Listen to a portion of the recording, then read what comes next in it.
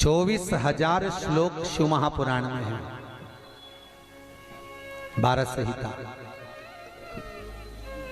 और एक एक संहिता भगवान शंकर को समर्पित है। भगवान शिव 6 सूत्र शिव महापुराण के हैं कि शंकर को पाने के 6 सूत्र बताएं। पहला, मस्तक पर तिलक लगा दो, त्रिपुंड लगा दो, नहीं लगा सकते तो गले में रुद्राक्ष की माला पहन लो, इतना भी नहीं कर सकते, तीसरे नंबर का सूत्र है कि भगवान शंकर का मंत्र जाप कर लो, नमः शिवाय, ओम नमः शिवाय। ये भी नहीं कर सकते तो मंदिर में शंकर जी को 1 लोटा पानी चढ़ा दो, चौथा सूत्र।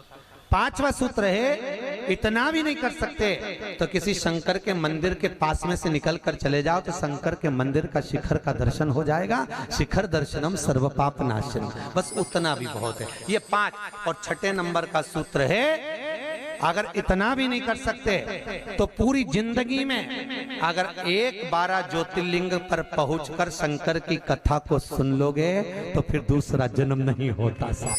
ये 6 सूत्र शंकर को पाने के हैं, भगवत भक्ति को पाने के हैं, भगवत रसतत्व को पाने के हैं। 6 सूत्र है, शंकर का अनुमोदन करें। ऐसी कौन सी भूमि है, ऐसी कौन सी जगह है जहां शंकर नहीं है? हर जगह, हर तत्व में, कण कण में, हर जगह पर वही तो समाया है। बस हमारे नेत्र परखैया नहीं है, इसलिए हम पहचान नहीं पाते। बहुत दुनिया के लोग बहुत कम पहचान कर पाते हैं। बस अंतर तब आता है एक घर के बुजुर्ग माता पिता को और एक परमात्मा को लोग अंतिम तक नहीं पहचान पाते। अंतिम तक बहुत कठिन। माता पिता सब कुछ दे देते हैं बच्चों को। एक सास अपनी बहू को जब पसंद करके आती है, जो सास कभी अपनी देवरानी जेठानी की एक अंगूठी नहीं दे, वो हाफ सेट दे के आ जाती है। सोचो जरा, विचार करो, खुद कैसी भी साड़ी पहने पर बहू को एक से बढ़कर एक चढ़ावे में चढ़ा देती है, तैयार होने का डब्बा भी देती है, नंबर की चप्पल भी देती है, सब कुछ देती है। शादी नहीं होती उससे पहले ना जाने कितना सास बहू को दे आती है। कितना विश्वास सास का बहू पर होगा। और बहू जब पहली विदाई में घर से सास के यहाँ से जाती है तो अलमारी में ताला लगा के चाबी घर ले जाती है। सोचो, सास ने कितना विश्वास करा, सब कुछ दे दिया, और बहू ने ऐसा विश्वास करा कि चाबी तक बटोर के पहली विदाई में ले गई। पहली विदाई क्यों? क्योंकि नंदे आई है, डोकरी निकाल के ना दे दे कच्छू। विश्वास कहाँ, भरोसा कहाँ, पूर्ण तक कहाँ है? भगवान शंकर की कथा कर रही है। 6 सूत्र में से अगर एक सूत्र भी भगवान शंकर का आपकी जिंदगी में आ गया तो जीवन का आनंद देने वाला हो गया। ध्यान देना, कन्यादान जो तुमने करा है उसका पुण्य तुम्हारे मरने से पहले हो सकता है कि समाप्त हो जाए। अन्नदान जो तुमने करा है उसका पुण्य हो सकता है तुम्हारे मरने से पहले समाप्त हो जाए। क्योंकि कई लोग कहते हैं हमने कन्यादान करा, हमने वस्त्र दान करा, हमने मुद्रा दान करी, हमने स्वर्ण दान करा, हमने अन्नदान करा, हमने भागवत कराई, हमने रामायण करवाई, हमने गीता करवाई, हमने तीर्थ करे, हमने व्रत करे। ये सारे पुण्य तुम्हारे खाते में हैं। एक पलड़े में तुम्हारे पुण्य रखे हैं, पर एक पलड़े में जो पुण्य इकट्ठे करके रखे हैं तो पाप भी तो देखो कितना करो, पाप भी तो देखो। मालूम पड़े मुंह से किसी की निंदा कर दी, उसी पुण्य में से कम हो गया। हुआ कि नहीं हुआ? अरे बोलो तो सही, अब 200 रुपए लेके आई थी, अब 200 रुपए में से खर्चा करते जा रहे हो तो होगा कि नहीं होगा खर्चा? थोड़ा गलत बोल दिया, पुण्य समाप्त हुआ। किसी को अपशब्द बोल दिए, पुण्य समाप्त हो गया। किसी के लिए गलत देख लिया, पुण्य समाप्त हो गया। किसी के लिए गलत सुन लिया, पुण्य समाप्त हो गया। हमने पुण्य तो बहुत कमाया, हमने ढेर पुण्य इकट्ठा करा। कन्यादान, वस्त्रदान, अन्नदान, मुद्रादान, स्वर्णदान, भागवत, रामायण, गीता, यज्ञ, अनुष्ठान, संत पूजा, गुरु पूजा, सब कुछ करी, पुण्य तो ढेर इकट्ठा करा। पर मरने से पहले ये सारा पुण्य तुम्हारा बोलने से, अपशब्द कहने से, ताना देने से, निंदा सुनने से, गलत देखने से समाप्त हो गया। पर शिव महापुराण की कथा कहती है सारे पुण्य तुम्हारे मरने से पहले भले समाप्त हो जाएंगे, पर शिव महापुराण की कथा यदि तुमने भूल से भी 5 मिनट की भी सुन ली तो वो जिंदगी भर अटल और अमर हो जाती है, वो कभी समाप्त नहीं होती। शिव महापुराण की पुण्य कभी समाप्त नहीं होता, शंकर का किया हुआ पुण्य कभी समाप्त नहीं होता।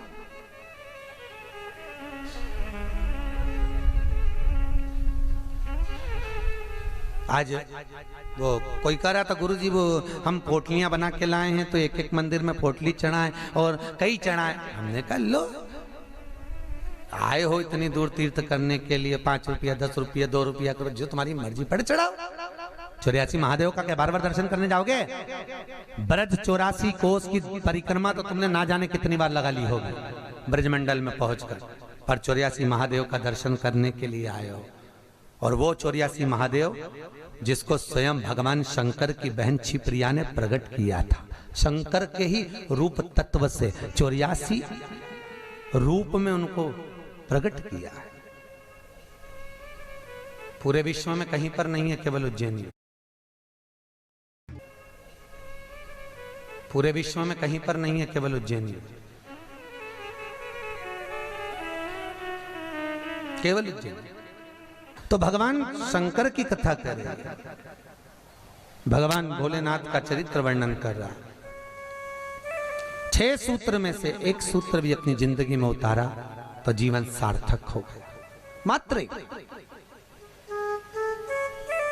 भगवान शंकर की पावन कथा का रसतत्व ग्रहण करें।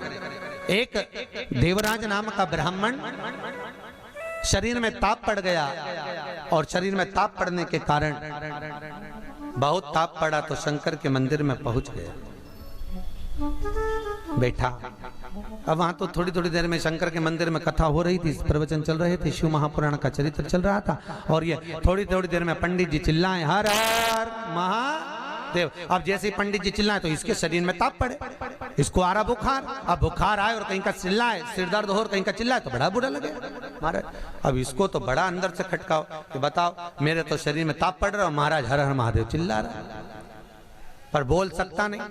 ताप पड़ते पड़ते पड़ते पड़ते थोड़ी देर में ये यहाँ से चला शंकर के मंदिर से कथा श्रवण कर कर। थोड़ी देर भले ताप पड़ा, बुखार आया, सिर दर्द हुआ, सब कुछ हुआ, पर शंकर की कथा तो शरीर में पहुंच गई, इस आत्मा तक पहुंच गई। होता है जब घर से चले होगे तो सोचे पाँव दुख रहा है, बुखार आ रहा है, सर दर्द हो रहा, ये हो रहा, वो हो रहा, पर शंकर के धाम में पहुंच गए तो अब ये सोच लो कि तुम शंकर के हो गए, तुम शिव के। यहाँ बिठले सेवा समिति के कहने पर नहीं आए, यहाँ पाठक जी के कहने पर नहीं आए, यहाँ हमारे कहने पर नहीं आए।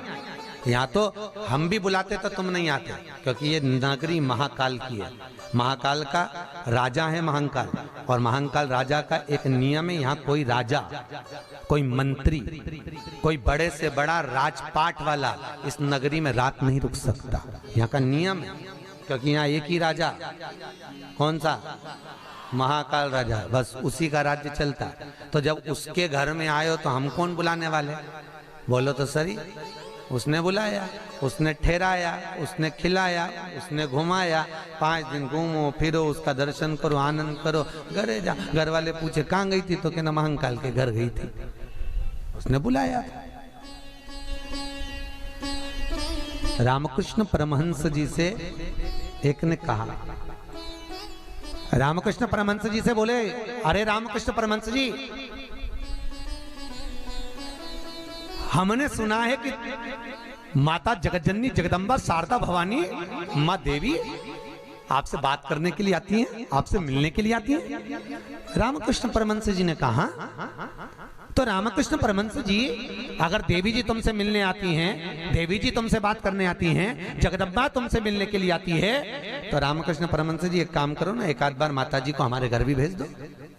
हंसी उड़ाने वाले तो कुछ भी बोल देते हैं, एक आध बार माता जी को हमारे घर भेज दो। रामकृष्ण परमहंस जी ने कहा ठीक है, एड्रेस बता दो, देवी जी को तुम्हारे घर भेज देंगे।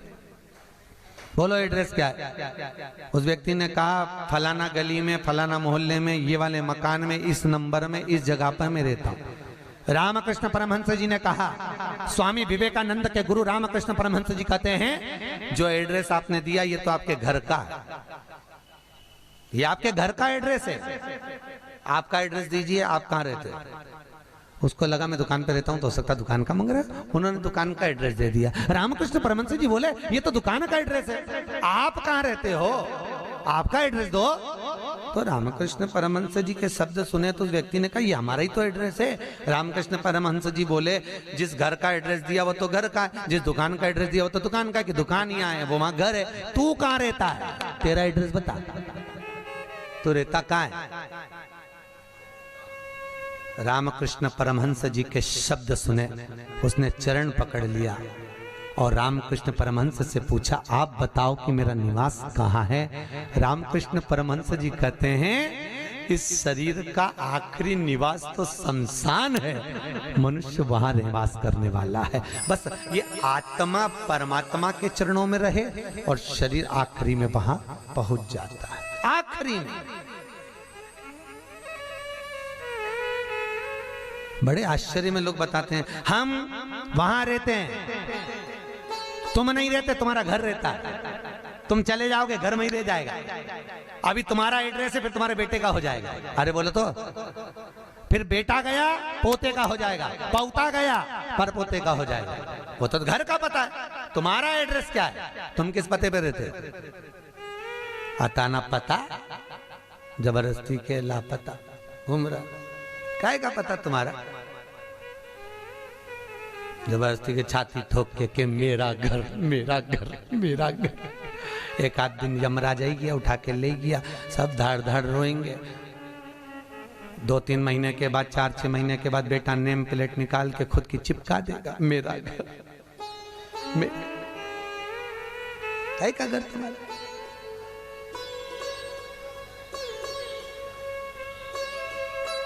क्या कहा सज धज के जिस दिन मौत की सहजादी आएगी, ना सोना।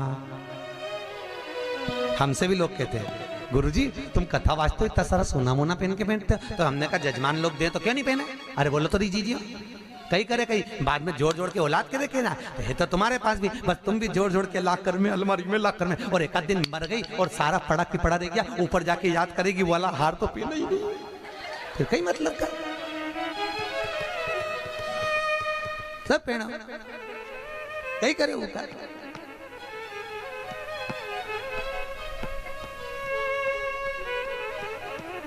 उसका करे क्या,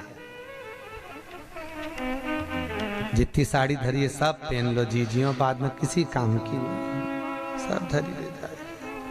ऊपर जाती जाती यमराज सेकेगी, नीली वाली तो पहनी नहीं थी, अभी पीको लगवाई थी, एक बार फिर से छोड़ दे वंश मोर, फिर से छोड़। भगवान भी यमराज भी कहेगा चल ऊपर चल, अब कहीं नहीं पहने, ले गया वही करे। खूब जोड़ा, आखिरी में यही छोड़ा, और फिर इतना बड़ा फोटो टंगा, उनमें प्लास्टिक के फूल की माला, और वो भी पंखा में माला यूं हिले, पंखा में माला हिले और डोकरी फोटो में स्माइल दे। वो डोकरी भी इसलिए स्माइल दे कि बेटी हम भी जोड़ जोड़ के मर गए, यही टंग गए, तुझे भी टंगना है, इसलिए डोकरी भी ऐसे यही टंगे से जोड़ो। कुछ नहीं खाया, खूब जोड़ा, खाना खाने की फुर्सत नहीं थी। सवेरे 8 बजे से रात को 10 बजे तक दुकान नहीं छूटे। एक एक ग्राहक के लिए बैठा दिया, और आखिरी में सब छोड़ के घर के लोग अर्थी पे भी ले गए, तो बांध के ले गए, सबको मालूम है मर गया, उसके बाद भी ना जाने क्यों बांध के ले जाते, और खींच खींच के बांध, खींच और खींच और खींच। अरे सबको मालूम है मर गया, कोई भगेगा थोड़ी ना, काय को खींच, हल्की बल्कि बांध दो, ले जाना तो है नहीं, और खींच खींच के बांधी, क्योंकि इनको डर इस बात का लग रहा, उठ के भग गया, अब उनको तो कुर्सी भरना, उसकी जगह दूसरे को ले गया, तो इसी को ले चलो, जैसे कहा करो उसका क्या। सज धज के जिस दिन मौत की सहजादी आएगी, न सोना काम आएगा न चांदी। छोटा सा तू कितने बड़े अरमान है तेरे, मट्टी का तू सोने जैसा मान है तेरे। मेरे को नहीं जानते, मेरे को नहीं पहचानते? अरे भेरू तुझे तो सब जाने, कोई नहीं, मेरे को नहीं जानते। मट्टी का तू सोने जैसा मान है तेरे, मट्टी की काया एक दिन मट्टी मिल जाएगी, न सोना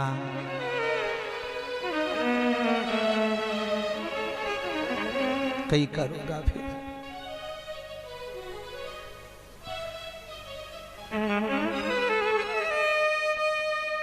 गीता वाटिका गीता प्रेस में कथा बाची, क्या 3-4 साल हो गए गीता प्रेस गीता वाटिका। उन्होंने कहा